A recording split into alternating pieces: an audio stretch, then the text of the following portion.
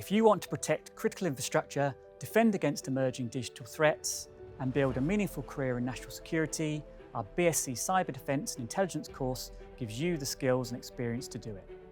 Created in response to a critical skills shortage in cybersecurity and intelligence, this course prepares you for high-demand careers across government, defence and industry. You'll gain hands-on experience using industry-standard facilities, including our Cyber Competency Centre and extended cyber range, as well as simulation environments developed in collaboration with industry partners and the defence sector.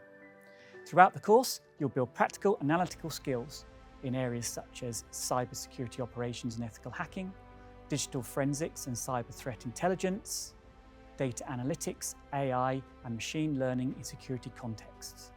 Learning is highly applied, combining project-based work, simulations and real-world problem solving, so you graduate with both technical expertise and professional competence to succeed in the field.